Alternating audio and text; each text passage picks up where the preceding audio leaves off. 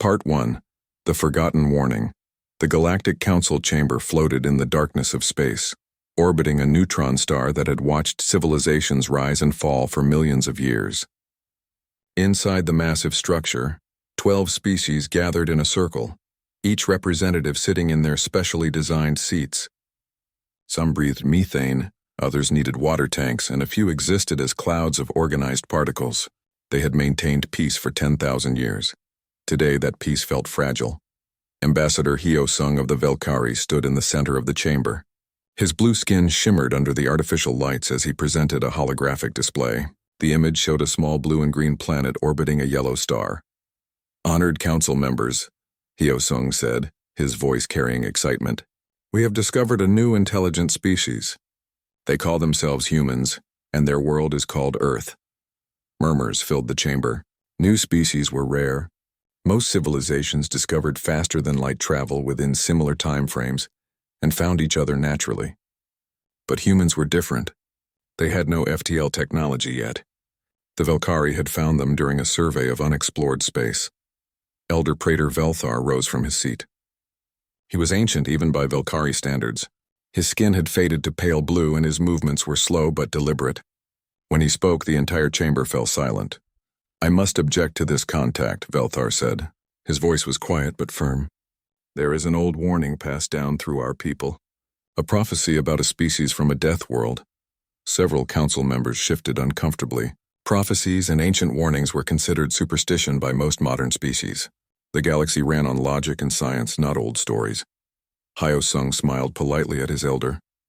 "Respected Praetor, I know the old tales, but these humans seem peaceful. They are curious about the universe. When our scout ship revealed itself, they did not attack. They sent messages of greeting in hundreds of languages." "Of course they did," Velthar replied. "They are intelligent. But listen to what the warning says." He closed his eyes and recited words that had been passed down for generations. "Beware the species from the world of poison and pressure. They will come from a place where the very air burns and the ground shakes. They are endurance predators who chase their prey until it falls from exhaustion. They turn scarcity into innovation and darkness into light. Their world tries to kill them every day, and every day they refuse to die." The chamber was silent. Then Councillor Dalrix of the Korvaxi spoke up. His species were large reptilian warriors, proud and strong. "With respect, Elder Velthar, this sounds like fear of the unknown. Every species faces challenges on their homeworld." Velthar turned to face Dalrix. "Have you reviewed the data on this planet Earth?" Hyo-sung quickly brought up the information. Earth is classified as a Class 12 hazard world. The gravity is 40% higher than galactic standard. The atmosphere contains 21% oxygen, which is toxic to most species in such concentrations. The planet experiences regular natural disasters including earthquakes, hurricanes, volcanic eruptions, and floods. It is covered with predators, Velthar added, microscopic organisms that cause disease. Venomous creatures, animals that hunt in packs. And humans not only survived this world, they dominated it. They are the apex predator of a planet designed to kill. Dalrix laughed. "They are primitive. Our scans show their technology is centuries behind ours. They still use chemical rockets to reach their own moon." "That is exactly why we should welcome them," Hyo-sung said. "We can guide them, share our technology, help them grow into the galactic community. Is that not what the council was created for?" Other council members nodded in agreement. The idea of mentoring a younger species appealed to many of them. It made them feel wise and generous. Velthar looked around the chamber and saw that he had already lost. The young always thought they knew better than the old. "I ask that we at least proceed with caution, perhaps observe them longer before making direct contact." But the vote was called, and Velthar was outvoted 11-1. The council decided to offer Earth probationary membership. They would give humans access to 3 colony worlds and basic technology. In return, humans would agree to follow council laws and share their own knowledge. 3 months later, the UES Horizon's Edge arrived at the council station. It was humanity's first deep space vessel, built with the help of Velkari engineers who had traveled to Earth. The ship was crude by galactic standards, but it worked. Commander Taiman stepped out of the airlock and took his first breath of alien-filtered air. He was a tall man with sharp eyes and black hair starting to gray at the temples. Behind him came Dr. Jiwoo, a scientist who specialized in studying other cultures. She carried a data pad filled with information about alien species. Hyo Sung greeted them warmly. "Welcome, Commander Taemin. Welcome, Dr. Ji Woo. We are honored to host humanity's first diplomatic mission." Taemin bowed respectfully, a gesture he had learned was appropriate for the Velkari. "The honor is ours, Ambassador. Earth is grateful for this opportunity." As they walked through the station, Ji Woo asked questions constantly. She wanted to know about the architecture, the technology, the other species. Her curiosity was genuine and infectious. Hyo Sung found himself enjoying her company. But when they passed through the engineering section, something changed. Taemin stopped and stared at a power conduit. "That's interesting. You're using quantum resonance to transfer energy without loss. But why run it through a central hub? Wouldn't a distributed network be more efficient?" Hyo Sung blinked. "How did you understand our power system so quickly?" "The principles are universal," Taemin said. "Energy wants to flow from high concentration to low. You're just using quantum mechanics to skip the middle steps." He pulled out a small device and started sketching. "If you distributed the resonance nodes in a hexagonal pattern instead of a star pattern, you could increase efficiency by at least 15%. Hyo Sung felt a small chill run down his spine. Humans had seen Velkari technology for less than an hour, and they were already suggesting improvements. The formal council meeting was scheduled for the next day. Taemin and Ji Woo were given quarters to rest. That night, Ji Woo couldn't sleep. She stood at the window looking out at the neutron star and the strange ships docked at the station. "Do you think they really want us here?" she asked Taemin, who was reviewing documents. "Some of them do," Taemin replied. "But I think some of them are afraid of us." "Why would they be afraid?" "They're so much more advanced." Taemin set down his data pad. "Because we ask too many questions. Because we don't accept 'that's how it's always been done' as an answer. Because we come from a world that tried to kill us and we're still here." The next morning they stood before the Galactic Council. Velthar watched them with ancient eyes. These humans looked so ordinary. Not particularly strong or fast, medium-sized compared to other species. But there was something in the way they moved. The way they looked at everything with calculating interest. The council voted to grant Earth probationary membership. Humans would receive 3 colony worlds. Keldara 7, an ice world. Thelis 3, a desert planet. And Vorin 2, a high-gravity world with thick atmosphere. These were worlds that other species had abandoned as too difficult to colonize. Taemin accepted the offer with grace. "We understand this is a test. We will prove ourselves worthy of your trust." As the humans left, Velthar approached Hyo Sung. "You have made a terrible mistake, young one." Hyo Sung sighed. "Respected elder, they are just one small species. What harm could they possibly do?" Velthar looked at the departing humans. "That is what the warning says we would think." Right before everything changed. 6 months later, construction began on Keldara 7. The first human colony ship departed from Earth carrying 200 colonists, construction equipment, and hope. Commander Taemin stood on Earth and watched it leave. Dr. Ji Woo stood beside him. "Do you think we're ready for this?" Taemin smiled. "Humanity has never been ready for anything. We just do it anyway and figure it out as we go." In the Galactic Council chambers, Velthar watched the same event on monitors. The human colony ship was heading toward a world that had defeated the Velkari, the Korvaxi, and 3 other species. A world of ice and radiation and death. The ancient warning echoed in his mind. But no one else was listening, not yet. Part 2. Adaptation. The wind on Keldara 7 could freeze exposed skin in 30 seconds. The temperature averaged -80 degrees Celsius, and radiation storms swept across the ice plains every few days. When the Velkari had tried to colonize this world 200 years ago, they lasted 6 months before evacuating. The Korvaxi managed 8 months. 3 other species hadn't even tried. Director Sung Ho stood outside the main habitat dome, his environmental suit protecting him from the killing cold. He had spent 5 years commanding an Antarctic research station on Earth. This was worse, but not impossibly worse. That was the key word. Not impossible. "Director, we have a problem with Reactor 3, a voice said in his helmet comm. It was Bo-Ra, his chief engineer. "What kind of problem?" Sung Ho asked, already walking toward the reactor facility. "The cooling system is freezing. I know how that sounds on an ice planet, but the coolant we brought from Earth doesn't work well in these temperatures." Sung Ho smiled under his helmet. Can you modify it? I'm already working on it. Give me 2 days. 2 days later, Reactor 3 was running at 115% efficiency. Bora had mixed the Earth coolant with liquid methane harvested from Keldara's atmosphere. The hybrid coolant worked better than either substance alone. She sent her findings back to Earth and shared them with the Velkari observers. Ambassador Hyo-sung read the report 3 times. The humans had been on Keldara 7 for 8 weeks.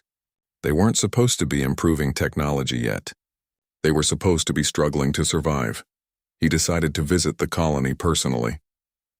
When his ship landed at the human facility, he was surprised by what he saw. The original 200 colonists had grown to 300. More ships kept arriving from Earth.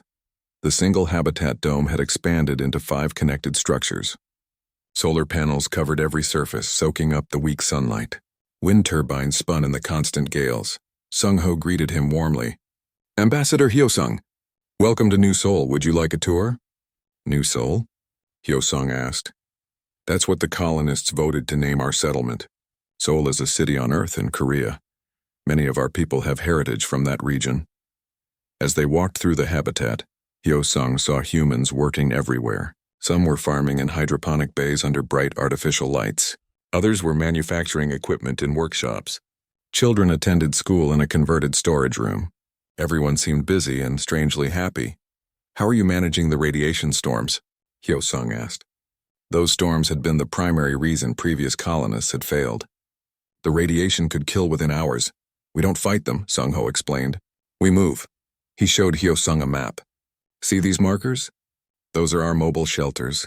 When sensors detect an incoming storm, we evacuate to the underground bunkers. The habitats can survive without us for a few days. Then we come back out. But the Velkari tried underground bunkers. The ice shifts and crushes them. Sung-ho nodded. That's why ours move too. They're on tracked vehicles. We park them in different locations based on seismic readings. Hyo-sung felt that chill again. Humans had been here 8 weeks and solved problems that stumped the Velkari for months.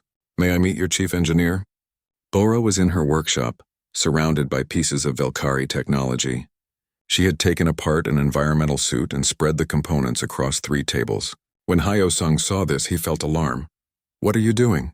He asked. Bora looked up and smiled. Hi, you must be Ambassador Hyo-sung. I'm reverse engineering your environmental suit design.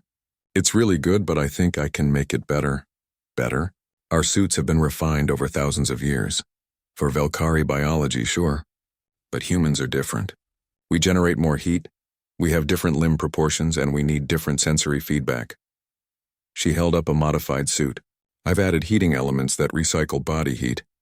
I've reinforced the joints for our range of motion, and I've included haptic feedback so we can feel textures through the gloves. Makes it easier to work. Hyo-sung examined the suit. It was crude in places, but the modifications were clever. Have you tested this? I'm wearing the prototype right now, Bora said, tapping her current suit. I've been in it for 6 hours. It's great. I'm sending the designs back to Earth and sharing them with your people. Maybe you can use some of these ideas. That night, Hyo-sung sent a long report to Elder Velthar. He tried to keep his concerns neutral, but the facts spoke for themselves. Humans were adapting faster than any species the Council had ever encountered. 3 months later, a crisis hit New Seoul. A radiation storm larger than any predicted swept across the ice plains. The colony had only 2 hours warning.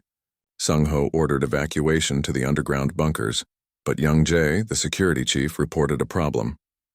Director, 6 of our people are at the drilling site 20 kilometers away.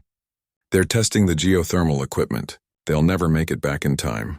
Sung-ho made a decision that would have been unthinkable to any other species in the galaxy. Assemble a rescue team. You have 90 minutes. Young Jae gathered 5 volunteers. They suited up in Bora's enhanced environmental suits and loaded into a tracked vehicle.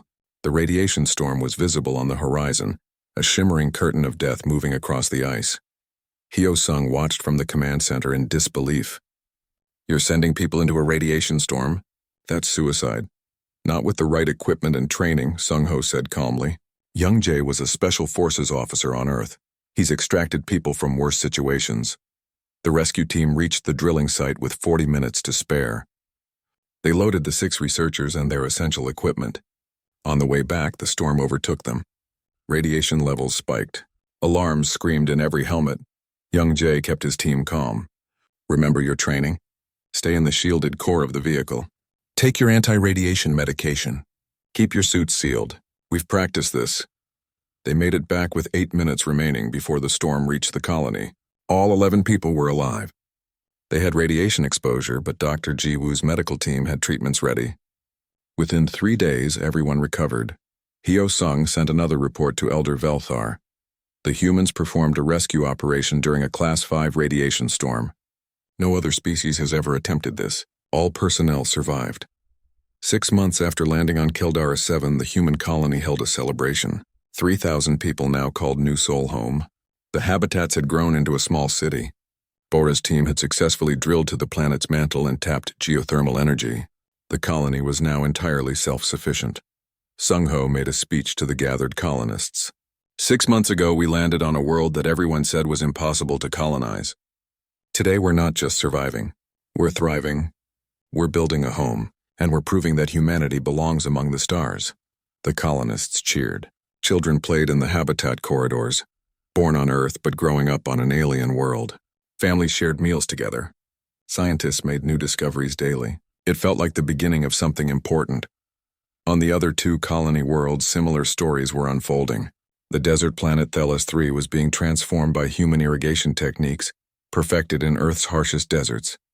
The high-gravity world Voron 2 was challenging, but humans were adapting their bodies through exercise and their technology through innovation. Back at the Galactic Council, Elder Velthar called for an emergency session. He presented data from all 3 human colonies. Population growth exceeded projections by 300%. Technological advancement was happening at unprecedented rates. Humans were modifying council-provided technology and, worse, improving it. They are doing exactly what the warning predicted, Velthar told the council.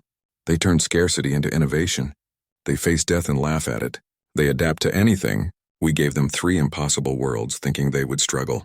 Instead, we gave them 3 proving grounds. Ambassador Hyo-sung was also present. He looked tired. Watching the humans had changed something in him. Respected council, I must admit that Elder Velthar's concerns are not without merit. The humans are exceptional, but they have broken no laws. They have been generous with their discoveries. They are not hostile. Councillor Dalric spoke up. Not yet. But Velthar is right about one thing. They are too good at surviving. Every species has a weakness. Humans seem to have none. The council debated for hours. Finally, they reached a decision. Humanity would be restricted to their current territory for 20 years. No new colonies. No access to advanced technology. No unrestricted scientific exchange. They would be observed and evaluated. When Commander Taemin received the news on Earth, he felt insulted. We've done everything they asked. We've been good neighbors, and now they're putting us in a cage. Dr. Jiwoo understood better. They're afraid of us, Taemin. We scare them. Why? We're peaceful. Because we're survivors, and survivors are dangerous even when they're friendly. She paused, maybe especially when they're friendly. Far away on Kildara 7, Sung-ho stood outside the habitat and looked up at the stars. Somewhere out there, the council was debating humanity's future. He wondered if they understood what they had done. By restricting humans, they had given humanity 20 years to grow stronger on their own. 20 years to build their own technology. 20 years to become truly independent. Part 3. The Council's Concern. 18 months after first contact, Elder Velthar stood before the Galactic Council once again. This time, no one was smiling. The holographic displays around him showed data that made even the most optimistic council members uncomfortable. Population of human colonies, 52 million. Expected population, 8 million. Velthar's voice was steady but firm. Technological independence achieved 12 months ahead of projections. Unauthorized modifications to council technology, 4,700 instances. Resource consumption, within acceptable limits despite population growth. Unauthorized scientific inquiries, too many to count. Councillor Dalric studied the data with narrowed eyes. How did their population grow so fast? We approved limited colonization. They breed quickly, Velthar explained. But more importantly, they keep sending more ships from Earth. Ships they built themselves using principles they learned from us, but executed in their own way. We gave them the key and they built their own door. The council chamber filled with worried murmurs. Ambassador Hyosung, now showing signs of stress, tried to defend the humans. They are following the letter of our agreement. We never specified population limits. We never forbade them from building their own ships. They are working within the rules we set. Working within them while ignoring their spirit, Dalrix growled. Let me ask you something, Ambassador. When you visit these human colonies, how do they treat you? Hyosung hesitated. They are very welcoming. Too welcoming, perhaps. They treat me as an equal, not as a representative of a superior civilization. They ask me questions about our technology, our history, our biology. They offer suggestions for improvements. They share meals and stories. They make me feel like, he struggled for words, like I'm their friend, not their overseer. That's the problem, Velthar said quietly. They don't see themselves as junior members of the galactic community. They see themselves as partners, as equals. Despite having only 20 years of spaceflight experience compared to our thousands of years. At that moment, Dr. Jiwoo was escorted into the council chamber. She had been summoned to answer questions. She looked around at the 12 species, reading the tension in the room. Her diplomatic training helped her maintain composure. Dr. Jiwoo, began Counselor Dalrix, you are accused of overreach. Your species is expanding too quickly, modifying technology without permission and showing concerning independence. What do you say to these charges? Jiwoo took a breath. She was older now, her hair showing gray, but her eyes were still sharp. With respect, Counselor, these are not charges. We have broken no laws. We accepted your offer of 3 colony worlds and have colonized them successfully. We accepted your technology and have worked to understand and improve it, sharing our findings freely. We have asked questions because we are curious. These are not crimes in any legal code I know. You don't understand, Dalrix said, his voice rising. You are too successful. Every species that joins the council struggles for generations to adapt to space colonization. You did it in months. Every species respects the superiority of elder cultures. You question everything. Every species knows their place. You act as if you belong here already. We do belong here, Jiwoo said simply. You invited us. We accepted. Now you're upset because we're good at what we do? Velthar spoke gently, trying a different approach. Dr. Jiwoo, may I explain something about galactic history? Every species in this council faced environmental challenges on their homeworlds. The Velkari evolved on a world with weak gravity and thin atmosphere. We became experts in atmospheric engineering. The Korvaxi evolved on a hot, high-gravity world. They became strong warriors. Each species specialized, but humans, Velthar continued, you are generalists. You're not the strongest, not the smartest, not the fastest. You're not the best at anything specific, but you're good at everything. And that makes you dangerous, Jiwoo considered this. I understand your concern, but respectfully, isn't diversity valuable? We don't compete with your specializations. We complement them. That's what worries us, Dalrix admitted. You complement everything. You fit everywhere. You have no weakness we can identify. Every species has a vulnerability. What's yours? Jiwoo thought about this question. She remembered Earth's history, the wars, the famines, the disasters. She thought about humanity's tendency toward conflict and self-destruction. But then she thought about Caldara 7, about New Sol, about children playing in habitat corridors on a world that should have killed them. We're stubborn, she finally said. Maybe that's our weakness. We don't know when to quit, even when we should. The council debated for hours. Some members wanted to integrate humanity fully. Others wanted to impose stricter restrictions. A few even suggested military containment, though this was quickly dismissed as both impractical and unjust. Finally, a compromise was reached. Humanity would be restricted to their current territory for 20 years. No new colonies beyond the 3 they already possessed. No access to advanced FTL drive technology. No participation in council military or scientific committees. After 20 years, they would be re-evaluated. Jiwoo accepted the terms on behalf of Earth, but her message back to Fleet Admiral Mi-sun was clear. They're afraid of us. They're putting us in a cage. We need contingency plans. On Earth, in a classified research facility, scientist Jae Hwan was working on those plans. He had studied the principles of Velkari FTL drives without ever seeing the actual technology. By understanding the basic physics involved, he had developed a theoretical alternative. It's crude, he explained to Admiral Mi-sun. It requires 3 times more energy than their drives. It's slower. It's louder, if that makes sense, in space. But it's ours. We don't need their permission or their technology to travel between stars. Mi-sun looked at the equations covering Jae-hwan's screens. She was a career military officer who had seen humanity go from barely reaching orbit to colonizing 3 alien worlds in less than 2 years. She understood that progress was accelerating. "How long until we can build a working prototype?" she asked. 2 years, maybe 3. We need to test the field generators. We need to source materials. We need to do it quietly because if the council finds out, they'll panic, Mi-sun finished. They already see us as threatening. If they know we're developing independent FTL capability, they might take action. What kind of action? Mi-sun didn't answer. She didn't want to think about war. Humanity had just found its place among the stars. War would destroy everything they had built, but she also understood that being unprepared for war was a good way to lose one. "Keep working," she told Jae-hwan. Keep it quiet. "And pray we never need to use it." Back on Keldara 7, Sung-ho received news of the council's decision. He called a town meeting in New Seoul's main plaza. 3,000 colonists gathered to hear what he had to say. "The council has decided to restrict our expansion," he announced. "For the next 20 years we can have no new colonies. We must stay where we are." The crowd reacted with disappointment and anger. People shouted questions. Children asked their parents what it meant. Sung-ho raised his hand for silence. "I know this feels like a punishment, but think of it as an opportunity. We have 20 years to make these 3 worlds into showcases of human capability, 20 years to develop our own technology, 20 years to prove that we don't need their permission to thrive." Bora stood up in the crowd. "Director Sung-ho is right. When I first started modifying Velkari technology, I was copying. Now I'm creating. Give me 20 years and I'll build things they've never imagined." Others voiced similar sentiments. Young Jae promised to train the next generation in survival and security.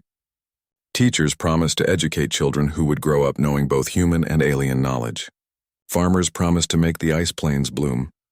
Ambassador Hyo-sung, watching from his ship in orbit, felt a strange mixture of pride and fear. He had grown to like these humans. He admired their determination and their optimism. But Elder Velthar's warning echoed in his mind. He opened a communication channel to Velthar's private quarters. "Respected Elder, I believe you were right. The humans are exactly what the ancient warning described." "Yes," Velthar replied sadly. "And now we have given them 20 years to become even more formidable. We tried to cage them, but we may have only given them time to grow stronger bars. What should we do? Watch them, learn from them, and hope that when the cage opens, they remember we tried to be fair." Far across the galaxy on the Korvaxi homeworld, Warlord Kratok reviewed the same data that troubled the Council, but his conclusions were different. The Korvaxi had always been the Council's military strength. They took pride in their warrior culture and their physical prowess. Humans threatened that position. They were weaker individually, but their tactical thinking was dangerous. The way they fought during emergencies showed a creativity that disturbed Kratok. Warriors should be predictable, honorable, and strong. Humans were none of these things. Kratok began making plans. If the humans were to be contained, it might require more than diplomatic restrictions. It might require demonstration of superior force, a lesson that would remind these newcomers of their place in the galactic order. The 20-year restriction had begun. Part 4. The rupture. 20 years passed like water flowing downhill, inevitable and transformative. Captain Dong-jun stood on the bridge of the UES Defiant Dawn, his father's old uniform patch sewn inside his jacket pocket. Commander Taemin had died 5 years ago, but his legacy lived in every human ship that sailed the stars. The Defiant Dawn was entirely human-built.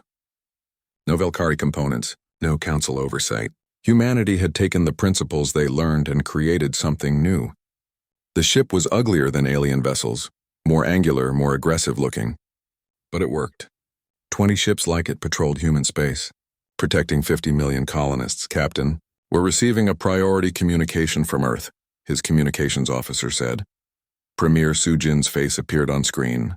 She was young for a planetary leader, only 43, but the past 20 years had aged humanity's diplomatic corps considerably. Managing relations with fearful aliens required patience and political skill. "Captain Dong-jun, the Council has rejected our petition for full integration. The vote was 7-5 against us. Dongjun felt anger rise in his chest but kept his voice level. What were their reasons? The usual concerns.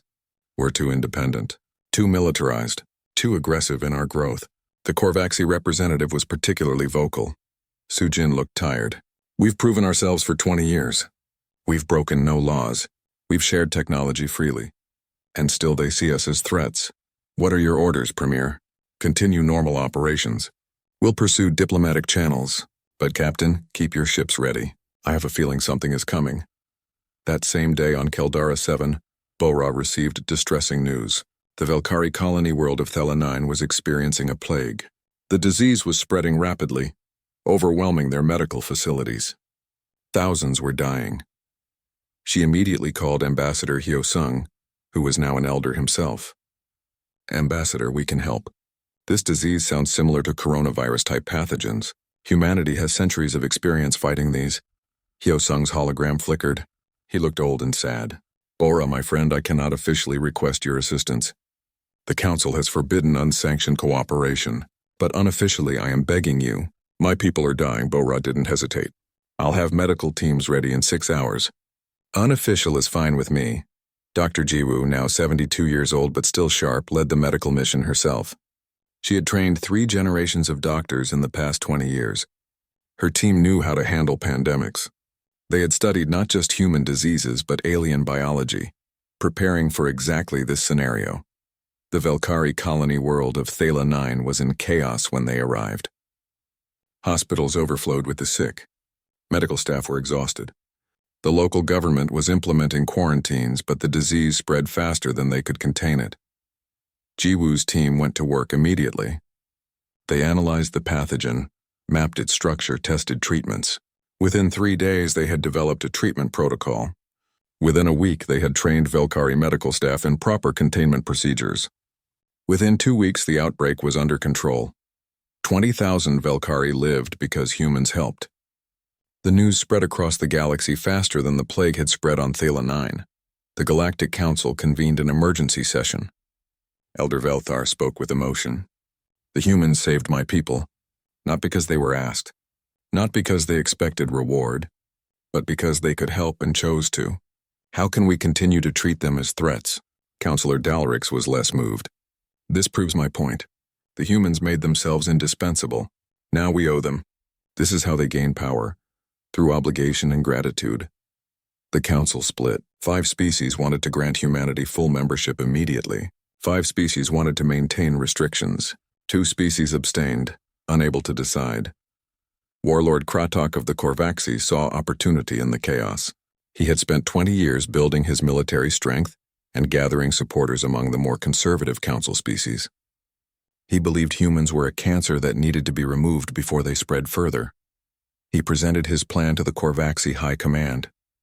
The humans have 20 warships. We have 200. They have 3 colony worlds. We have 50. They think because they saved some Velkari from a disease that they are heroes. We will show them what happens when they overreach. The High Command was divided. Some agreed with Kratok. Others thought attacking humans was both dishonorable and dangerous. But Kratok held significant influence, and he gathered enough support to launch his plan. On Keldara 7, Sung-Ho was celebrating the colony's 20th anniversary. New Seoul had grown into a proper city of 15 million people. The ice plains had been partially terraformed. Liquid water existed on the surface for the first time in millions of years. Children born on Keldara had never seen Earth, yet they called themselves human with pride. 20 years ago, everyone said this world was impossible to colonize. Sung-Ho said to the gathered crowd. His hair was white now, but his voice remained strong. Today, Keldara 7 is home. We proved that humans can thrive anywhere. We proved that stubbornness and ingenuity can overcome any obstacle. The celebration lasted 3 days. Music filled the streets. People danced and laughed. Young Jay, now head of colonial security, allowed himself to relax for the first time in months. That's when the Korvaxi fleet arrived. 200 warships dropped out of FTL at the edge of the Keldara system. Their weapons powered up immediately. Krytok broadcast a message to the colony and to the Galactic Council simultaneously. The human infection ends here. They have violated the spirit of Council restrictions. They have militarized. They have spread like a plague. The Korvaxi will cleanse this system and restore order. Any who interfere will be treated as enemies. Captain Dongjun received the alert aboard the Defiant Dawn. He was 3 hours away at maximum speed.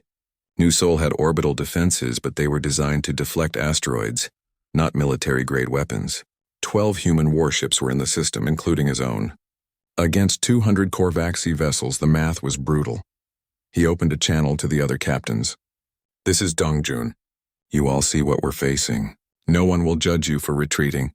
These are suicide odds." Captain Hana, commanding the UES Breakthrough, responded immediately. "My family is on Keldara.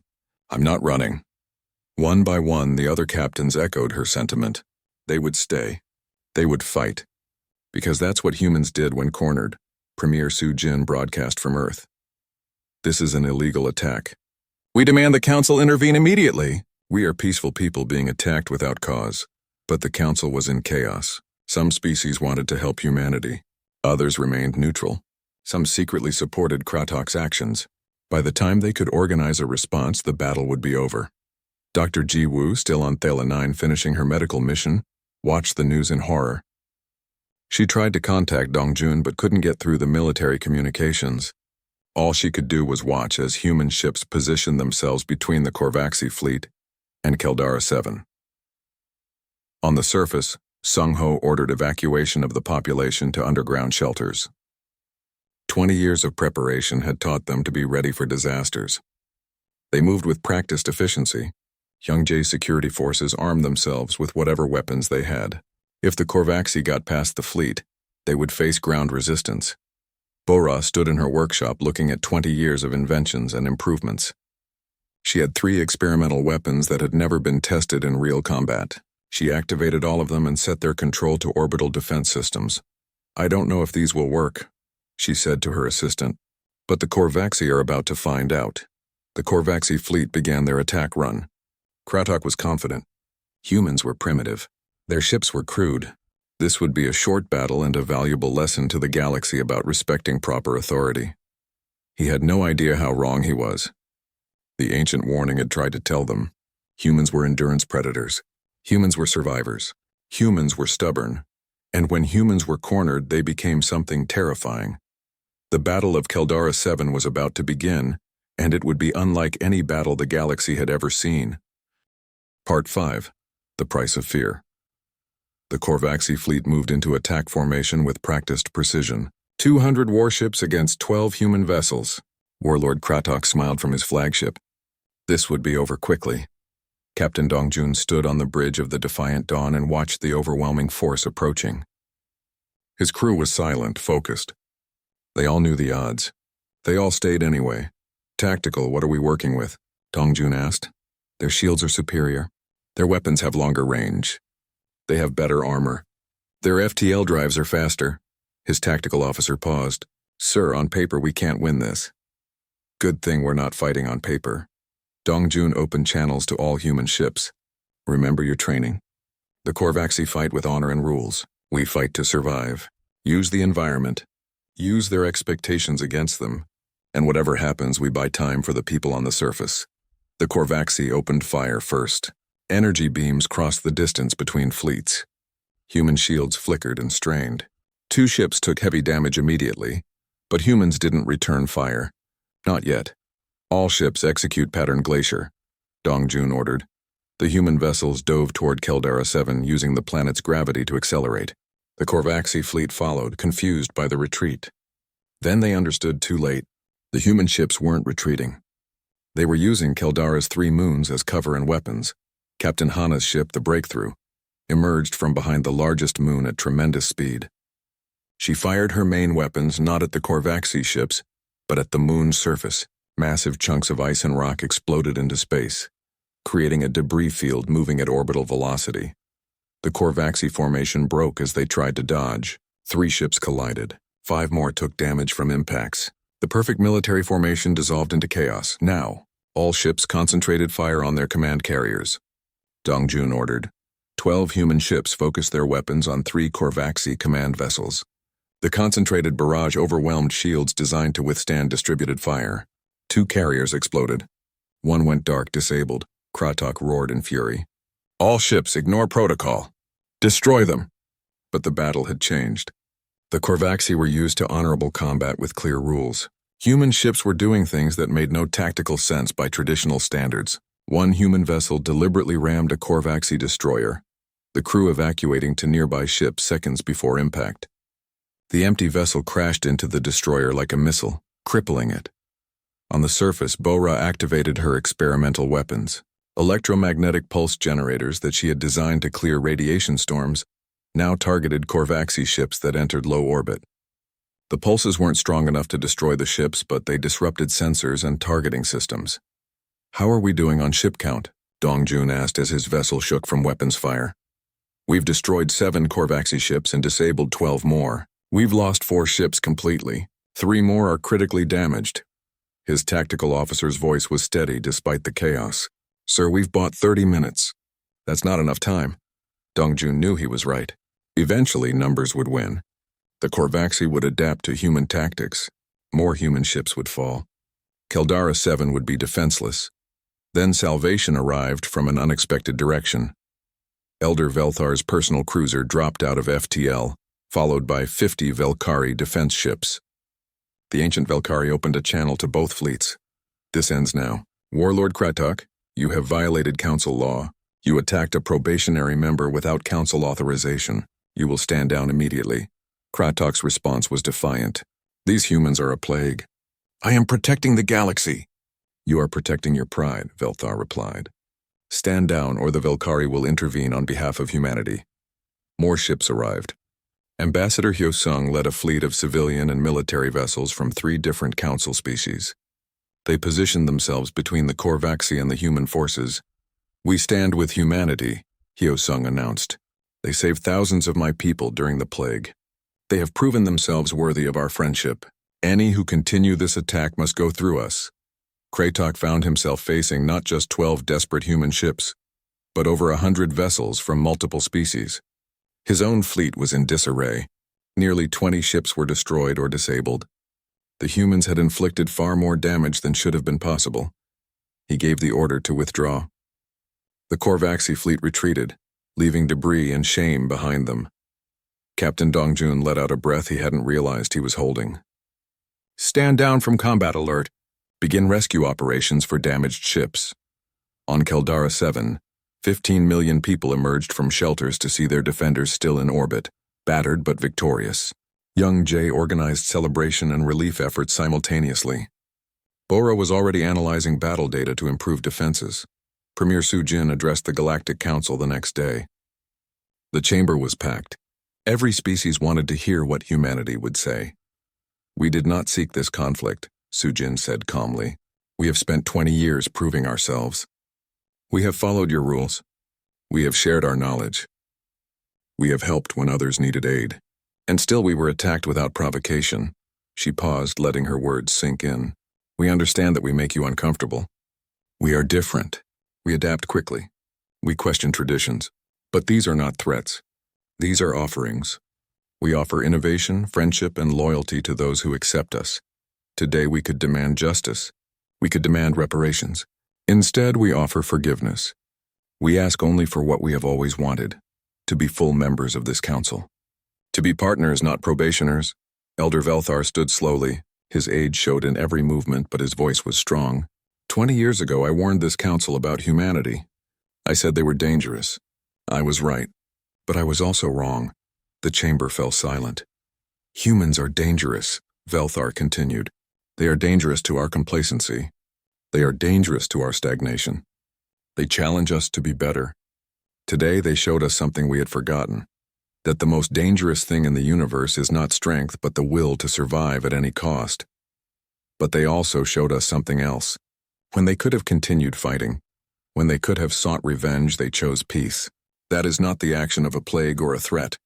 That is the action of a species that belongs among us." The vote was called. This time it was unanimous. Humanity would be granted full membership in the Galactic Council, with all rights and responsibilities. The news reached every human colony within hours. On Earth, people celebrated in the streets. On Keldara 7, New Sol held a festival that lasted a week. On Thelis 3 and Vorin 2, colonists danced under alien skies. But There were also quiet moments of reflection. Dr. Ji Woo sat with Ambassador Hyo Sung in a garden on Thala 9. They had become unlikely friends, over 20 years of tension and cooperation. We almost destroyed each other, Hyo Sung said. Fear almost made us enemies. But we didn't, Ji Woo replied. That's what matters. You chose to help us when you didn't have to. That took courage. I learned it from watching humans. You are the most stubborn, frustrating, wonderful species I have ever known. Ji Woo laughed. That might be the nicest insult I've ever received. Captain Dong Jun received a medal from Premier Su Jin, but he gave it to his crew. We survived because we worked together, because we refused to give up. That's the human way. Warlord Kratok faced a council tribunal. He was stripped of command and exiled. The Korvaxi formally apologized to humanity, and many Korvaxi warriors expressed respect for how humans had fought. In their culture, fighting with honor was important, but fighting with creativity was impressive. Years later, Elder Velthar and Dr. Ji Woo met one final time. They were both very old. Velthar was dying, his species' long lifespan finally reaching its end. Do you remember the warning? Velthar asked weakly. I do, Ji Woo said, holding his hand. It was right about everything. Humans are endurance predators. You turned 3 impossible worlds into homes. You faced death and laughed. You adapted to anything we threw at you. But the warning missed something important, Velthar continued. It warned us that humans would change everything. It never said that change would be good, Ji Woo smiled. Is it good? The change we brought? Look around you, Velthar said. Outside his window, a mixed crew of humans and aliens worked on a new kind of starship, combining technologies from 5 different species. We were stagnant for thousands of years. You brought chaos, but you also brought growth. You forced us to adapt, and adaptation, as you taught us, is how species survive. Velthar died peacefully 3 days later. At his funeral, humans and Velkari mourned together. Ji Woo gave a speech honoring the elder who had tried to warn the galaxy about her species. She ended with words that would be remembered for generations. Elder Velthar saw us clearly from the beginning. We are dangerous. We are stubborn. We refuse to accept limits. But we are also loyal, compassionate, and hopeful. The galaxy is better because we met. Because when we faced fear and misunderstanding, we chose friendship instead. 50 years after first contact, humanity was an integral part of the galactic community. Human colonies numbered in the hundreds. Human technology and ideas had spread throughout council space, and the ancient warning had transformed from prophecy to history.